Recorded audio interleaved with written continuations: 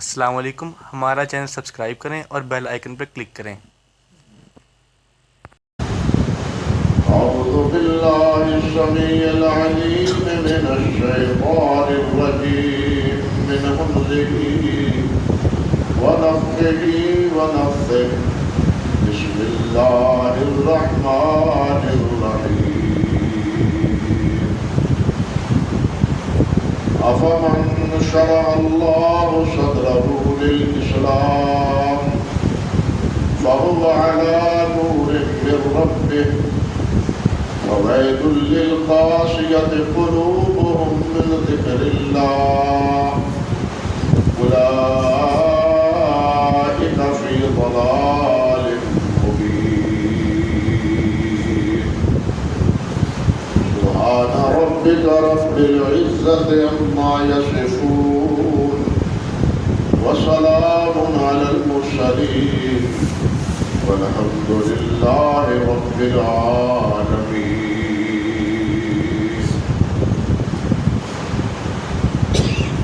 محترم معزز سامعین کرام، گزشتہ خطبے میں بھی کسی آیت مبارکہ کے حوالے سے یہ بات عرض کر رہا تھا کہ اللہ رب العزت نے اس آیت مبارکہ میں فرمایا ہے کہ اللہ رب العزت جس کا دل اسلام کے لیے کھول دیتے ہیں، شرح صدر فرما دیتے ہیں، وہ اللہ رب العزت کے دیے ہوئے نور پر چلتے ہیں، اس کے پیروکار اور اس کے تابع دار، اس کی روشنی میں وہ زندگی گزارتے ہیں۔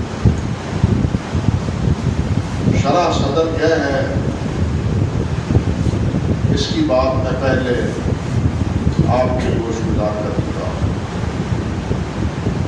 خلاصہ کلام یہ ہے کہ شرح صدر سے مراد ہے اطمینان قلب۔ اسلام کے بارے میں اسے کسی قسم کا شک اور ریب نہ رہے، وہ اسلام کو سچا مانے۔ اسلام نے جو عقائد اپنانے کا حکم دیا ہے، جن عبادات اور جن معاملات اور اعمال کا حکم فرمایا ہے، ان کو صحیح سمجھے اور اس کی پیروی کرے۔ شرح صدر کا ہی تقاضا ہے کہ انسان کا دل دنیا کی طرف مائل نہ رہے بلکہ آخرت میں جنت کے حصول کی طرف مائل ہو جائے۔ وہ دنیا کو فانی اور دنیا کو بعض زینت، ایک وقت کی زینت سمجھے اور آخرت کی فکر میں جٹ جائے۔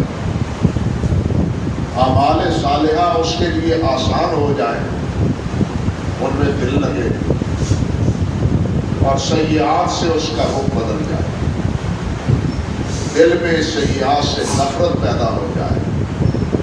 یہ ہے شرح صدر، اور یہ اسے ہی نصیب ہوتا ہے جو اللہ سبحانہ و تعالیٰ کی اطاعت اور فرمانبرداری میں اپنا وقت گزارتے ہیں۔ حضرات صحابہ کرام رضوان اللہ علیہ مجمعین کی زندگیوں کا جائزہ لیجیے، ان پر کفار مکہ نے کون سے طوفان ہیں جو نہیں اٹھائے، مگر ان کے پائے استقلال میں رتی بھر جنبش نہیں آئی۔ ہر طرح سے انہیں آزمایا گیا، مصائب اور آلام کے جھمیلوں میں انہیں مبتلا کیا گیا، مگر وہ بے ہوشی کی صورت میں بھی اللہ اللہ ہی پکارتے تھے۔ اس طرح کے حضرت صہیب، حضرت بلال، حضرت عمار، حضرت یاسر، یہ پورا خاندان رضی اللہ تعالی عنہ مجمعین کے بارے میں تاریخ کی کتابوں میں موجود ہے۔ اللہ اکبر کبیر۔ تو کوئی یوں سمجھنا چاہیے کہ حضرات صحابہ کرام رضوان اللہ علیہ مجمعین وہ پہلے افراد ہیں جن کا اللہ نے شرح صدر فرمایا، جنہیں اللہ نے اطمینان بخشا، اور پھر نتیجہ کیا ہوگا کہ دنیا کی کوئی بھی طاقت ان کے سامنے ان کے لیے سد راہ نہ بن سکے۔ انہوں نے جو قدم اٹھایا اس سے اگلا قدم آگے ہی بڑھا ہے، پیچھے نہیں ہٹا۔ یہ برکات تھی ان کے شرح صدر کی۔ اللہ ذوالجلال وہی شرح صدر اور اطمینان ہمیں بھی نصیب کرے۔ اللہ اکبر کبیر۔ اللہ فرماتے ہیں کہ فَهُوَ عَلَى نُورٍ مِّن رَبِّهِ، کہ جسے اللہ شرح صدر عطا فرما دیتے وہ اللہ رب العزت کے نور پر ہوتے ہیں، اللہ کی دی ہوئی روشنی میں وہ زندگی گزارتے ہیں، اسی روشنی میں وہ چلتے ہیں۔ نور سے مراد قرآن مجید، یہی تفسیر امام قتادہ رحمۃ اللہ علیہ اور اکثر مفسرین نے اختیار کی۔ اللہ رب العزت نے بھی جا بجا اس کا تذکرہ کیا ہے اور حدیث پاک میں بھی اس کا ذکر ہے۔ چنانچہ اللہ رب العزت ایک جگہ ارشاد فرماتے ہیں وَالَّذِينَ آمَنُوا بِهِ وَعَزَّرُوهُ وَنَصَرُوهُ وَاتَّبَعُوا النُّورَ الَّذِي أُنزِلَ مَعَهُ أُولَٰئِكَ هُمُ الْمُفْلِحُونَ۔ کہ وہ لوگ جو میرے نبی محمد صلی اللہ علیہ وسلم پر ایمان لاتے ہیں اور ان کی مدد کرتے ہیں، ان کو مضبوط کرتے ہیں، ان کا دفاع کرتے ہیں اور تابعداری کرتے ہیں اس چیز کی جو میں نے اس پر نازل کی۔ وَاتَّبَعُوا النُّورَ الَّذِي أُنزِلَ مَعَهُ، کہ جو اس پر نازل کیا گیا ہے وہ اس نور کی تابعداری کرتے ہیں۔ اولئک هم المفلحون، فرمایا یہی لوگ فلاح پانے والے ہیں۔ ایک اور مقام پر اللہ رب العزت نے ارشاد فرمایا ہے یا ایھا الذین آمنوا یا ایھا الناس قد جاءکم برہان من ربکم وانزلنا الیکم نورا مبینا۔ لوگوں، تمہارے پاس کھلی برہان، کھلی دلیل تمہارے پاس آئی، واضح روشن دلائل تمہارے پاس آئے جو میں نے اپنے نبی محمد صلی اللہ علیہ وسلم کو دے کے بھیجے۔ وَأَنزَلْنَا إِلَيْكُمْ نُورًا مُبِينًا، اور میں نے تمہاری طرف روشن نور بھیجا ہے، وہ نازل کی ہے، اس نور کی تابعداری کرو۔ حضرت ابو ذر غفاری رضی اللہ تعالیٰ عنہ کی حدیث میں فرماتے ہیں کہ میں نے نبی علیہ السلام سے عرض کیا اوصنی یا رسول اللہ، حضور مجھے وصیت کیجیے۔ آپ نے فرمایا،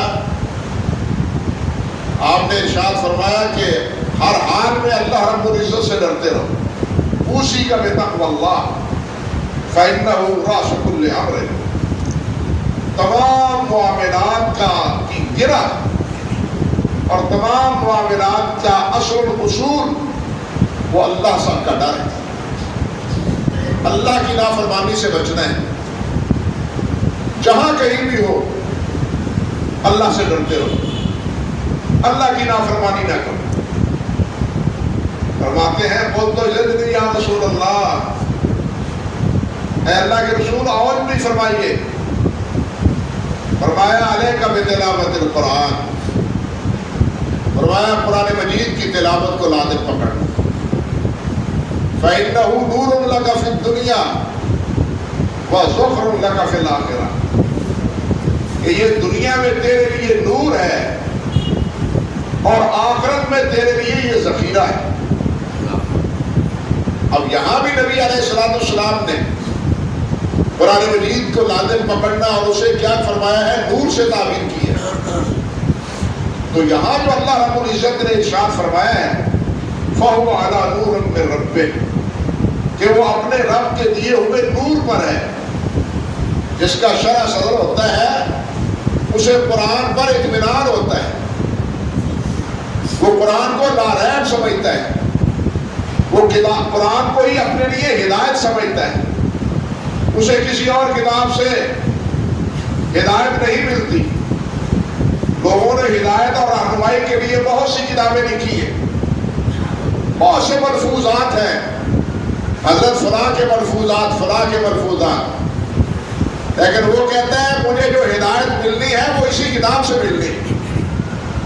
شیخ الاسلام ابن تیمیہ رحمۃ اللہ علیہ نے اسی لیے فرمایا ہے کہ جس کو قرآن سے اور سنت سے ہدایت نہیں ملتی اس کو ہدایت ملتی ہی نہیں۔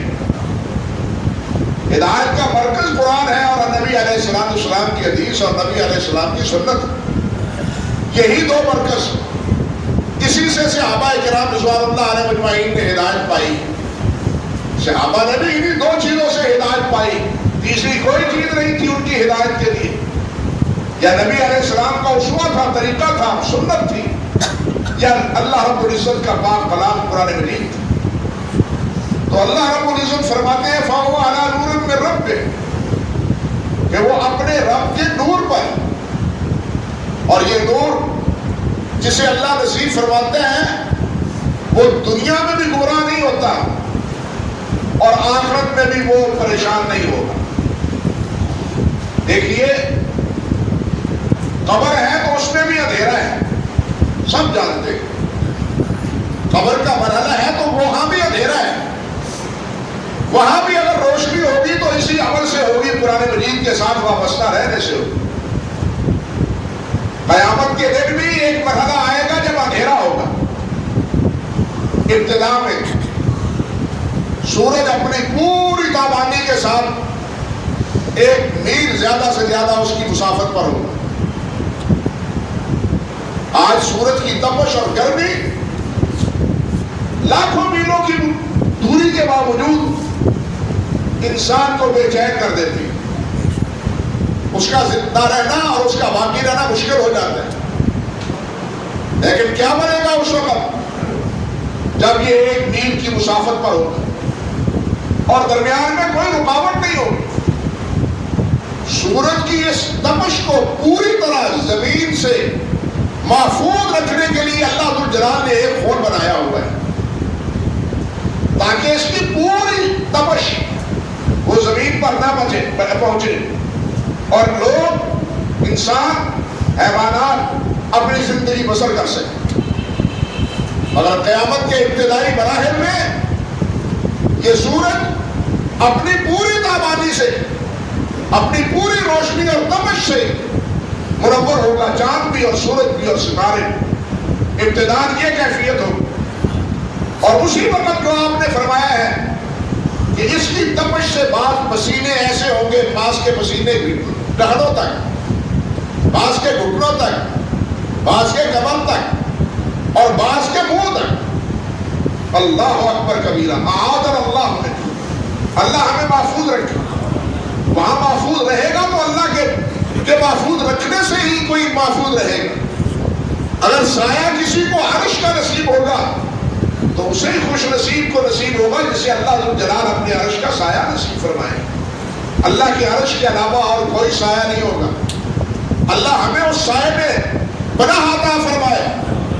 پھر ایک مرحلہ ایسا آئے گا کہ یہ سورج اور یہ چاند ان کو لپیٹ دیا جائے گا۔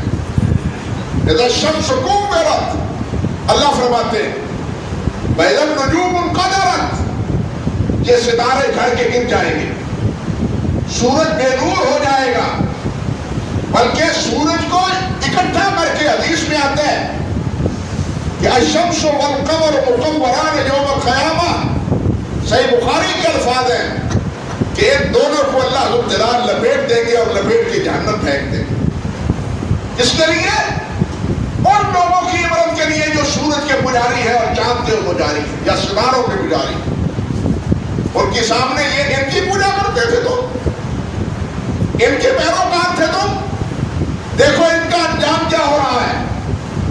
ستاروں کی پوجا کرتے تھے، ان سے اپنی قسمتیں بناتے اور سنوارتے تھے۔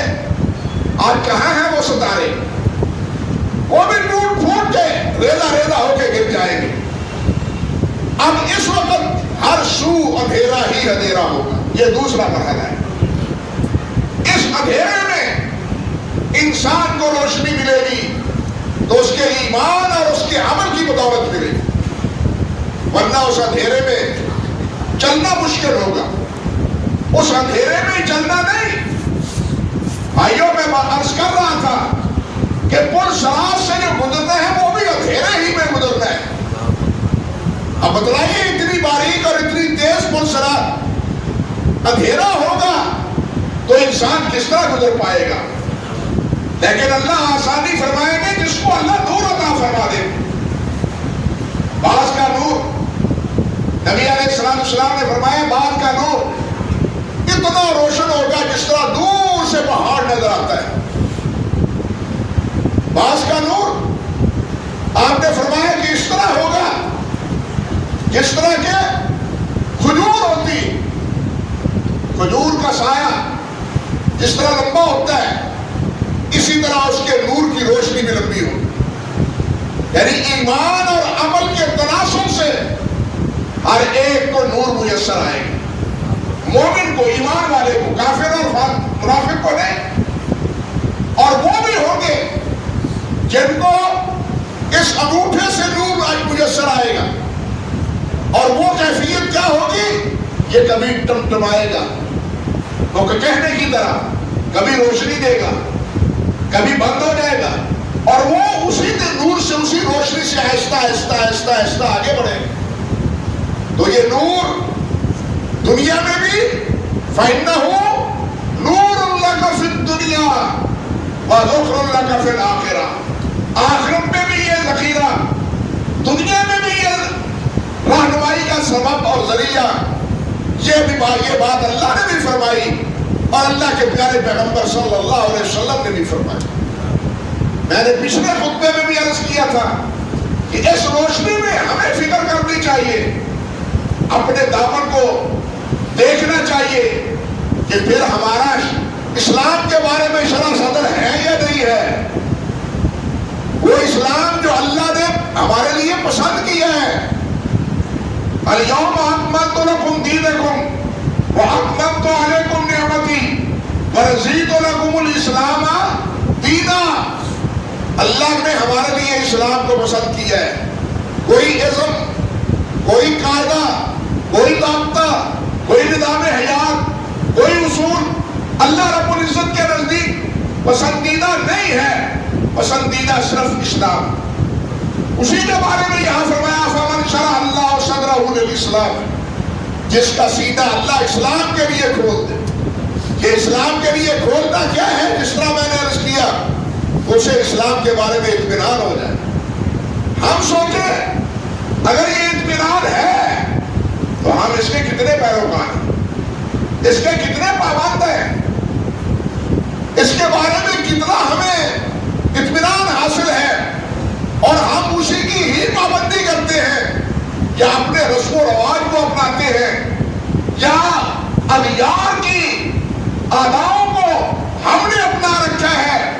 وہ جس طرح اقبال نے کہا ہے نا، وضع میں ہو تم تو ہوئے، وضع میں تم تو نصارہ اور تمدن میں ہنود، تم تو وہ ہو جسے دیکھ کے شرمائے یہود۔ ہمارا حال تو یہ ہے، ہماری وضع قطع، ہمارا لباس، ہمارا کلچر، ہماری تہذیب، ہمارا اٹھنا، ہمارا بیٹھنا، وہ تو سارا غیروں کی نقالی میں ہے۔ اسلام کہاں ہے؟ اسلام کی تابعداری کہاں ہے؟ فرمانبرداری اللہ کے رسول کی کہاں ہے؟ ہمیں اللہ کے رسول کا اسوہ پسند نہیں آتا، ہمیں یورپ کے کلندروں کا، یورپ کے آزاد مشن لوگوں کا آزاد رہنا پسند آتا ہے، اور کہتے ہیں ہم بھی آزادی بنائیں جس طرح وہ آزاد۔ میں کئی بار عرض کر چکا ہوں بھائیوں، ایک مومن آزاد نہیں ہوتا، مومن غلام ہوتا ہے، مومن اللہ کا بندہ ہوتا ہے، کافر آزاد ہوتا ہے، وہ اللہ کا بندہ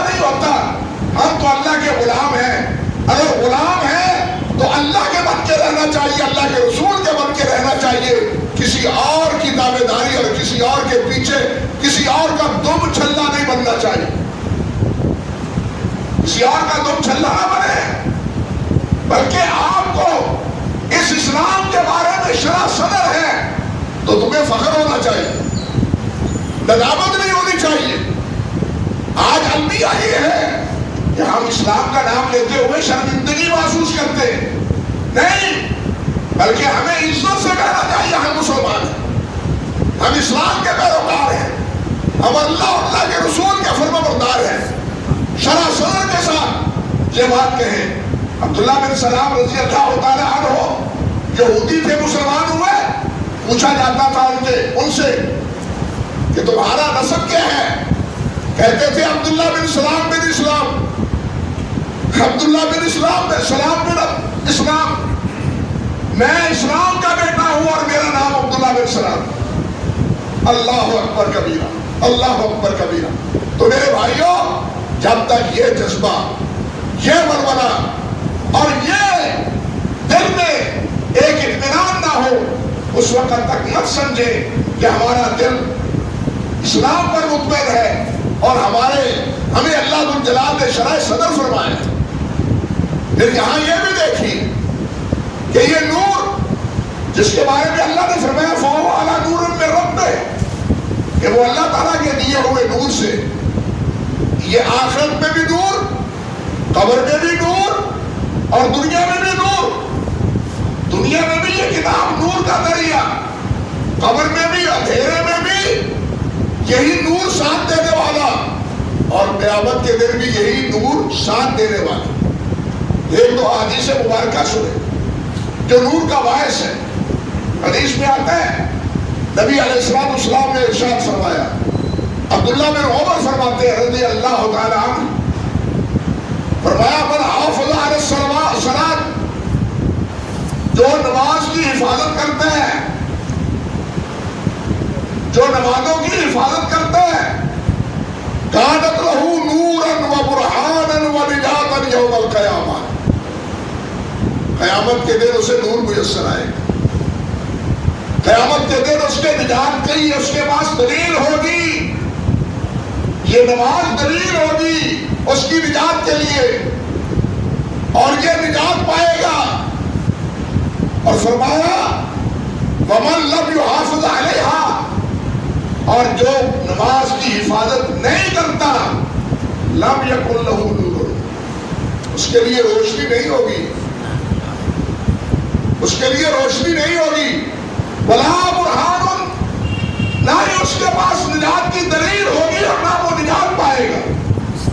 وَلَا بُرْهَانٌ وَلَا نِجَاتٌ وَكَانَ يَوْمَ الْقِيَامَةِ مَا قَارُونَ وَفِرْعَوْنَ وَحَامَانَ، اور قیامت کے دن ان بڑے بڑے منکروں اور کافروں کے ہمنوا اور ان کی ہمراہ یہ اٹھے گا۔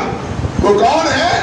فرمایا وہ ہے قارون، وہ ہے فرعون اور وہ ہے حامان۔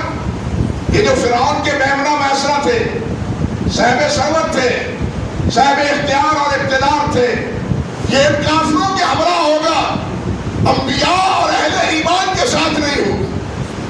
ہمیں فیصلہ کرنا چاہیے۔ او میرے بھائیوں، نماز پڑھنے والوں، نمازیوں، ہمیں ایک نماز پڑھنی چاہیے یا پانچوں پڑھنی چاہیے؟ پانچوں پڑھنی چاہیے، ایک دو نہیں، پوری نماز، صبح کی یا شام کی پڑھ لی، کوئی نہیں یہ نمازی وہ ہے، حفاظت وہ کرتا ہے جو پانچوں پڑھتا ہے، جماعت سے پڑھتا ہے، وقت پر پڑھتا ہے۔ جو بے وقتی نماز پڑھتا ہے اس کو تو اللہ کے رسول نے منافق کی نماز کہا ہے۔ بات سمجھے یا نہیں سمجھے؟ جو بے وقت نماز پڑھتا ہے، عصر کی نماز ضائع کر کے غروب آفتاب کے وقت آ کے دو چار ٹھونگے آپ نے فرمایا کمبے کی طرح یا مرغ کی طرح مار کے بھاگ جاتا ہے، وہ تو منافق کا طریقہ ہے۔ اللہ تعالیٰ ہمیں بچائے، وقت پر نماز پڑھنے کی اللہ توفیق دے۔ صرف نماز ہی نہیں، نماز پڑھنے ہی نہیں بلکہ نماز کیا ہے؟ وقت پر پڑھنی ہے، جماعت سے پڑھنی ہے اور اللہ کے نبی کے طریقے کے مطابق پڑھنی۔ آپ نے فرمایا صلو کما رأیتمونی اصلی، مجھے دیکھتے ہو میں کس طرح نماز پڑھ رہا ہوں، اسی طرح نماز پڑھا کرو۔ اللہ ہمیں محمدی نمازی بنائے، اللہ ہمیں محمدی نمازی بنائے۔ لوگوں نے تو بہت سی نمازیں بنا رکھی ہیں جن کا اللہ کے رسول کی نماز کے ساتھ کوئی تعلق نہیں۔ ایک تو وہ نماز ہے جو 5 وقت کی ہے، اس کے علاوہ بھی نمازیں بنا رکھی ہیں۔ یہ صلاۃ غوثیہ ہے، یہ صلاۃ غوثیہ ہے، یہ صلاۃ نجات ہے، یہ صلاۃ معکوس ہے۔ کہاں ہے یہ نمازیں؟ کہاں ہے یہ نمازیں؟ کس نے بتلایا ہے؟ یہ فلاں حضرت نے، فلاں شیخ نے، فلاں پیر نے۔ وہ میرے ویرو، ان نمازوں کے ہم پابند نہیں ہیں، اور ان کی پابندی ہمارے اوپر لازم نہیں ہے۔ ہمارے اوپر لازم اس نماز کی پابندی ہے جو 5 اللہ کے محمد مصطفیٰ صلی اللہ علیہ وسلم نے پڑھی۔ ان کے بارے میں سوال ہوگا، صلاۃ غوثیہ کے بارے میں نہیں، صلاۃ معکوس کے بارے میں نہیں، اور پھر ان کے پڑھنے کے طریقے ایجاد کیے ہوئے ہیں۔ صلاۃ رجبی نہیں، رجب کے مہینے میں بھی ایک نماز پڑھی جاتی ہے، شعبان کے 15 کو بھی ایک نماز پڑھی جاتی ہے، لیکن ان طریقوں کا نبی علیہ السلام کے ساتھ کوئی تعلق نہیں۔ نماز وہ جو اللہ کے رسول نے پڑھی ہے صلی اللہ علیہ وسلم، اور جو پڑھی ہے حضرات صحابہ کرام رضوان اللہ علیہ اجمعین۔ اسی طرح ایک حدیث اور سنیے، حضرت ابو امامہ فرماتے ہیں من شاب شیبۃ فی الاسلام، اللہ اکبر، یہ بہت بڑی بوڑھوں کے لیے بشارت ہے، یہ بہت بڑی بوڑھوں کے لیے بشارت ہے۔ فرمایا من شاب شیبۃ فی الاسلام، جو دین میں اسلام پر چلتا ہوا بوڑھا ہو جاتا ہے، جوانی میں بھی اسلام پر، ابتدائے شباب میں بھی جب اسلام پر، بڑھاپے میں بھی اسلام پر، گویا زندگی اس کی اسلام پر گزرتی ہے۔ نتیجہ کیا ہے؟ زندگی اس کی اسلام پر گزرتی ہے۔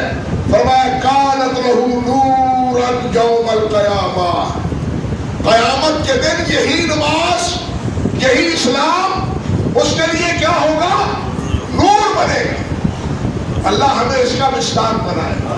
جوانوں، اپنی جوانی کو بھی اسی میں لگاؤ، بوڑھو اپنے بڑھاپے کو بھی اسی میں لگاؤ، اسلام کی پابندی میں، اسلام کی دعویداری میں، اسلام کی فرما برداری۔ اللہ اکبر کبیرہ، اللہ ہماری نصیبیں میں فرمائے۔ اور پھر فرمایا فویل للقاسیۃ قلوبہم من ذکر اللہ، ویل ہو، ویل ہو، افسوس ہو جن کے دل سخت ہو جاتے ہیں اللہ کے ذکر سے، اللہ کے ذکر سے سخت، نہ قرآن مجید سے تعلق، نہ اللہ کے ذکر سے تعلق۔ یہاں دونوں چیزیں مراد کی گئی ہیں، ذکر اللہ سے مراد اول معنی میں قرآن مجید، اور دوسرے نمبر پہ ذکر عام، جس کے بارے میں اللہ نے خود فرمایا فاذکروا اللہ ذکرا کثیرا، کہ اللہ کو بہت یاد کرو۔ نماز ذکر ہے، یہ وقت پر ہے، نماز ذکر ہے۔ اقم الصلاۃ لذکری، نماز میرے ذکر کے لیے پڑھو۔ حضرت موسیٰ علیہ السلام سے اللہ ذو الجلال نے فرمایا تھا اقم الصلاۃ لذکری، نماز ذکر ہے۔ اللہ اکبر، بہت سی باتیں یہ ذہن میں آ رہی ہیں لیکن نہیں جاتا اس طرف۔ نماز ذکر ہے، لیکن صرف نماز نہیں بلکہ نماز کے علاوہ بھی جہاں بیٹھے ہو، جس طرح آپ نے فرمایا، صحابی نے پوچھا تھا حضور ان شرائع الاسلام قد قصرت، حضور دین کے بڑے معاملات ہیں، بڑے احکام ہیں، بہت سے فرامین ہیں، ایک بات بتلائیے پلے باندھ لوں۔ فرمایا لا یزال لسانک رطبا بذکر اللہ، ایک ہی بات پوچھتے ہو تو اپنی زبان کو اللہ کے ذکر سے تر رکھا کرو، اللہ کے ذکر سے تر رکھا کرو. جو جس وقت کا ذکر ہے اس ذکر کو اپناؤ. نماز کا وقت ہے تو اس ذکر کو اپناؤ. جہاں جس جانے کا ذکر ہے اس ذکر کو اپناؤ. اٹھنے سے لے کے سونے تک اشارہ سمجھیے، چارپائی سے اٹھ کر شام کو واپس چارپائی پر جانے تک جس مرحلے پہ اللہ کے رسول نے ذکر بتلایا ہے اس ذکر کا اہتمام کرو، اس ذکر کا اہتمام کرو. اس کا فائدہ کیا ہوگا؟ ذکر بھی ہوگا، نبی علیہ السلام کی احادیث بھی یاد ہوگی. نبی علیہ السلام کی احادیث بھی، یہ ذکر نبی علیہ السلام کی احادیث ہی ہے نا، یہ احادیث بھی یاد ہوگی اور ذکر الہی بھی ہوگا. اللہ اکبر کبیرہ. تو یہ ذکر سے مراد نماز بھی ہے، اور اس ذکر سے مراد قرآن مجید بھی ہے. ذکر سے مراد فذکر اللہ ذکرًا کثیرا بھی ہے. تینوں چیزیں مراد ہیں، تینوں چیزیں مراد ہیں. لیکن اللہ فرماتے ہیں یہاں فویل للقاسیۃ قلوبہم عن ذکر اللہ، ویل ہے، افسوس ہے ان کے لیے جو اللہ کے ذکر سے اپنے دلوں کو سخت کیے ہوئے ہیں. دلوں کا اصل یہ قسوہ قسیہ، اس کے مد مقابل ہے لین، نرم. حدیث میں آتا ہے مومن نرم دل ہوتا ہے، کافر سخت دل ہوتا ہے. مومن نرم دل ہوتا ہے اور کافر سخت دل ہوتا ہے. اللہ ہمارے دلوں کو نرم کرے. قرآن پڑھا سنا جائے تو اس کا ہمارے قلب پر، دل پر اس کا اثر ہو. حدیث میں آتا ہے نبی کریم صلی اللہ علیہ وسلم نے ارشاد فرمایا، بلکہ اس سے پہلے قرآن مجید کی ایک آیت مبارکہ دیکھی. اللہ رب العزت نے فرمایا انما المؤمنون الذین اذا ذکر اللہ وجلت قلوبہم، کہ ایمان والے وہ ہیں کہ جب اللہ کا یاد کی جائے، اللہ کا ذکر کیا جائے تو ان کے دل ڈر جاتے ہیں.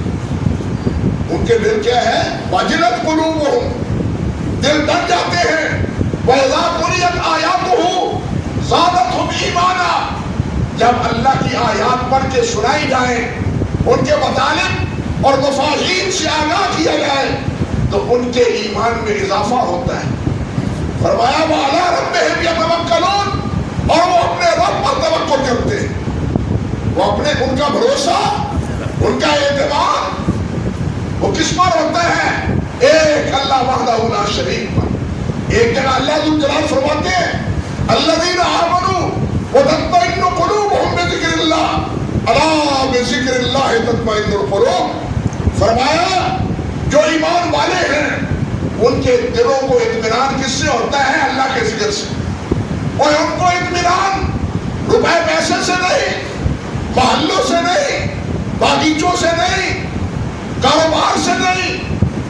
ان کو اطمینان کس سے ہوتا ہے؟ اللہ کے ذکر سے. اس لیے یہ جو اللہ کو ذکر کرنے والے ہیں انہی کے بارے میں اللہ نے فرمایا ہے رجال لا تلہیہم تجارت ولا بیع عن ذکر اللہ واقام الصلاۃ وایتاء الزکوٰۃ، کہ ایمان والے کاروبار بھی کرتے ہیں، تجارت بھی کرتے ہیں، لیکن وہ اللہ کی یاد سے غافل نہیں ہے، نہ نماز سے غافل ہے، نہ زکوٰۃ سے غافل ہے. وہ اللہ کو وہاں کاروبار کرتے ہوئے بھی یاد کرتے ہیں. اس لیے میرے بھائیوں یہ اللہ کا ذکر یہ صرف مسجد میں نہیں، یہ صرف نماز میں نہیں، بلکہ یہ ہمہ وقت ہونا چاہیے. اس کی اللہ توفیق ہمیں عطا فرمائے. اب یہاں سوال ہے کہ ایک ہی چیز کے نتیجے مختلف کیوں ہیں؟ ایک وہ ہے جو قرآن سنتا ہے اس کے دل خوف زدہ ہو جاتے ہیں. ایک وہ ہے جو قرآن سنتا ہے اس کے دل سخت ہو جاتے ہیں. یہ دل سخت کیوں ہوتے ہیں؟ اس کے اسباب اور کیا کیا ہیں؟ یہ قسوت قلب یہ کیسے پیدا ہوتا ہے؟ یہ اعمال کے ذریعے پیدا ہوتا ہے، جو سب سے بڑی بیماری ہے. یعنی نرم دل ہونا یہ سب سے بڑی خوبی ہے، سخت دل ہونا یہ سب سے بڑی خرابی ہے. سخت دل ہوتا ہے کافر اور منافق کا، اور نرم دل ہوتا ہے کس کا؟ مومن اور مسلمان۔ اللہ ذو الجلال ہمیں مومن اور مسلمان بنائے، کفر اور نفاق سے ہمیں محفوظ رکھے۔ لیکن اعمال سے یہ سختی پیدا ہوتی ہے، اور پھر اس کا علاج کیا ہے؟ اللہ ذو الجلال نے چاہا تو یہ تفصیل آئندہ خطبے میں عرض کرنے کی کوشش کروں گا۔ وآخر دعوانا